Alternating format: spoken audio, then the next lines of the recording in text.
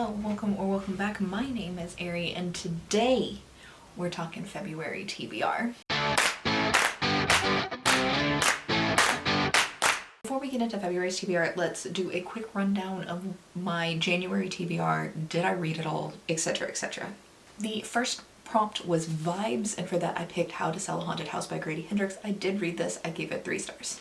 Next up was short stories, and for that I picked Before Your Memory Fades by Toshikawa Kawaguchi, I think is his name, but I could have easily messed that up. I did read this. I gave it 3 stars, I believe. Next up was an ARC, and for that I read A Fire Endless by Rebecca Ross. I did have an ARC copy of this through NetGalley. I just also happened to have a physical copy of it, but it still counts as an ARC because I did have an ARC of it. Next up was an audiobook, and for that I read Troy by Stephen Fry. Yeah. Did finish this. Gave it 3 stars. The next prompt was not in the US, so a book not set in the United States. I had originally chosen Chain of Thorns for this, but it hasn't released yet. So I couldn't exactly read it. So I'm going to replace this prompt and say that the Lost Metal by Brandon Sanderson fits in here. This is in a fantasy universe that's not even our Earth. So definitely not set in the United States. I would have preferred something that was set on Earth. And technically I did read those things, like Before Your Memory Fades would have counted for that, but that was in my short story prompt space. So this is the best I could do with the things that I read outside of what was actually on this list that are actually set outside of the United States. And then the final rolled prompt was Book Box Book, which I read, Hellbent by Leigh Bardugo. I did finish this. I gave it 3 stars, I think. Now the last 2 were the books that I pulled out of my jars for continuous series. I read Monstrous Volume 4. I did read this, and the audiobook was Troy, which also fit the other prompt. If you want to hear me talk about those books that I just held up and any other books that I read during the month of January, I am going to have a wrap up out tomorrow. I do want to have a PSA that my die that I use to roll, my dog got a hold of it because he loves balls and we matched. But it is okay, because they're very cheap on Amazon and I just bought a replacement. It only comes in this color. I would have gotten a different color, but the ball is saved. New ball is here. I will make sure that I don't leave it on the ground with the door to my room open anymore, so he can't get a hold of that. Let's start out with my jars. And we will pull 2 books out of here, figure out what they are, and then go into the rolls. So let's start with audiobooks first. Now while I'm pulling this, ideally I want to pull a book by a Black author or a romance, because those are the 2 things that I do, or 2 videos that I make every single February, is reading books by Black authors for Black History Month, and then reading miserable romances and torturing myself because of Valentine's Day. So ideally, as many books as I can get on my TBR this month, I want to be by Black authors or romances, or both. Or both. Let's go with this one for my audiobook, which is, oh perfect, it is by a Black author. It is How the One-Armed Sister Sweeps Her House. I believe that's by Sherry Jones, if I'm not mistaken. This is one that I definitely really have been wanting to read, so I'm glad it's on here. Yay. Good draw, good draw. Series. I only have 1 series in here by a Black author that I haven't finished. And so I guess something not long. I definitely don't, oh, I guess there's some romance series in here that'll work too. Let's see what we get. Let's go with this one, which is going to be not what I want, or not what I said I wanted, but it works. It is Saga. Alright, Saga Volume 10, a graphic novel. so definitely a very fast read.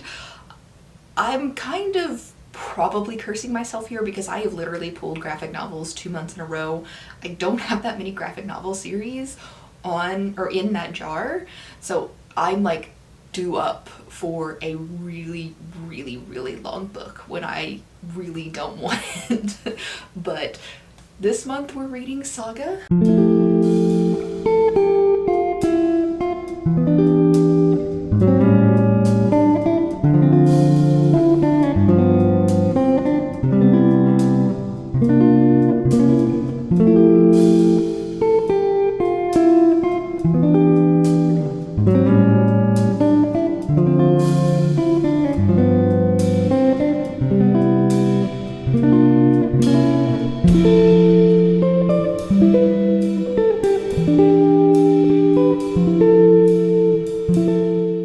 Roll number 1 there was a 4-star or higher, right? And this basically means that I go to Goodreads, I look at the average rating by other users, and I need something that has 4 stars or more. So it can be 4 point something. That's fine. For this, I'm gonna read Eloquent Rage by Brittany Cooper, which is a 4.39 star, so very highly rated. This, I believe, is a memoir about Black feminism. Perfect to read for this month. It's a nonfiction, which I like getting as much nonfiction on my TBR as I can. And this is one of, not the highest rated book, but one of the higher rated books that I have on my physically owned TBR, which gets it off of that shelf.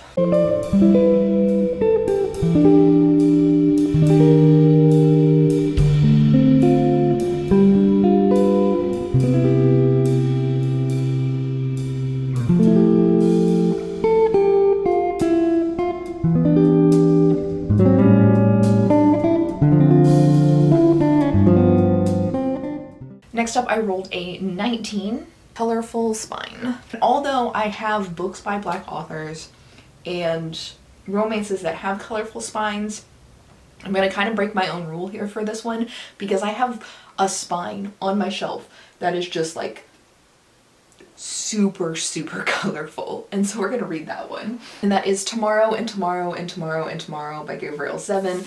Like, look at this spine. How many colors? Will you please focus on the spine? Like, look at all the colors. Look at all the colors on that spine.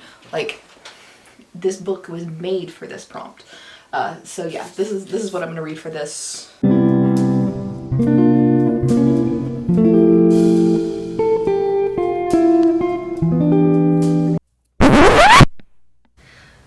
Misspelled Fantasy somehow.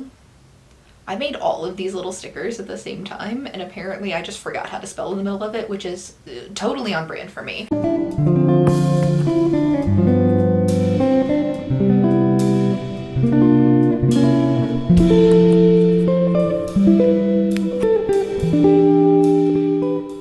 Next up, I rolled a number 17, and that is Top Shelf. While some of you might think this is an alcohol-based prompt, it is not. I have a TBR shelf. It's like a small bookshelf, and I do shelf 1, 2, 3, but then the things that are stacked on top of the bookshelves are my top shelf books. It's all series.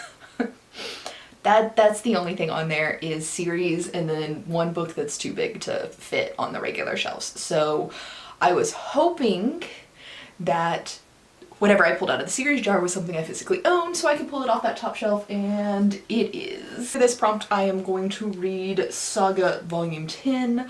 It was on that top shelf, I promise. And I got lucky with the jar.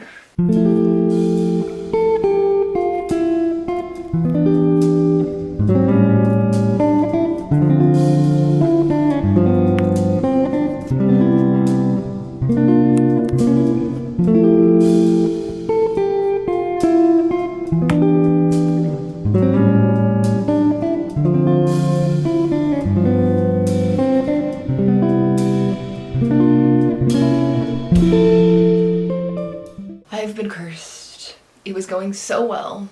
It was going so well. And then I rolled a 1. So Jar of Doom time it is. Now, my Jar of Doom has moved to this little thing. It is literally overflowing whenever I take this off. And there's a reasonable chance that some of the books in here have already been read because I don't update this every month. So if I pull something that's already been read, I'll just redraw. This is every single book that I have on my physically owned TBR. So, oh no, we already lost one. This is so overstuffed, I don't even know how to like reach into the jar. So what I'm gonna do is I'm gonna pour some of them into my hand. And then I think I'm gonna grab whatever's on top here, put the rest of them back in the jar.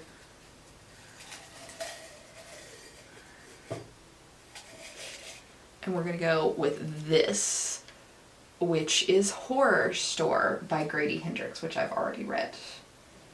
Okay, so we're not gonna go with this. I've already read it. Great book, highly recommend. We're going to do the same thing over and again.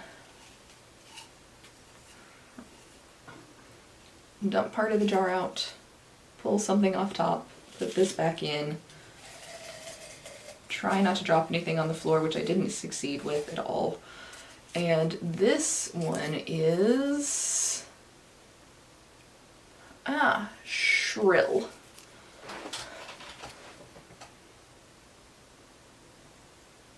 This is Shrill by Lindy West. This is a non-fiction short story collection about feminism, so it'll go really well with Eloquent Rage, except for this one is written by a white woman, a white comedian, so this will only cover white feminism and not the intersectionality of feminism and being black, like Eloquent Rage will. So I think they'll be good to read together. Vastly different like takes on feminism. I believe Shrill's supposed to be more comedic, and Eloquent Rage is more serious. I also believe that's written better. Don't replace that. Roll it again.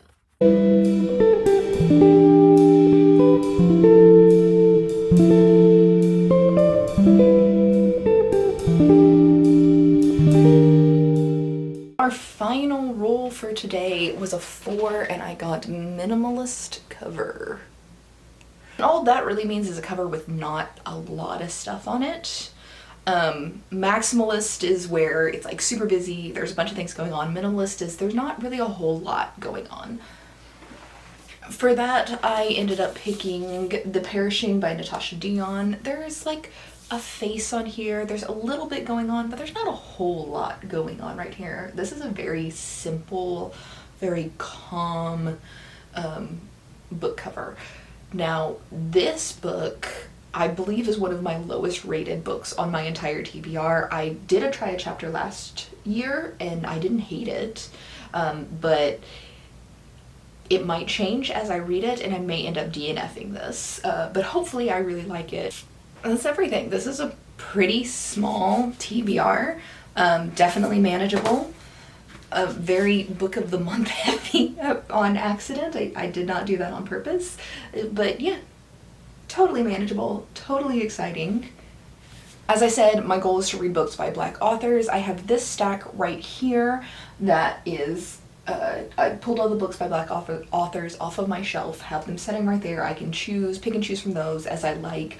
I'm also going to do a romance video, probably where I read 5 or 6 romances. This is the stack for that so far. It's very small because I hate buying romance because I don't like it. So yeah, not likely to be a lot in the romance category. I will also have an ARC video up in February. I have 2 ARCs, which is Don't Fear the Reaper by Stephen Graham Jones, which is the 2nd book in his Lake Witch trilogy, and Unquiet Spirits, which I believe is a short story horror collection. So I'm in my horror phase right now. That is the plans for February. Let me know down in the comments below any books that you are excited to read in February, and I will see you for the last day of 31 Days of Books tomorrow. Bye.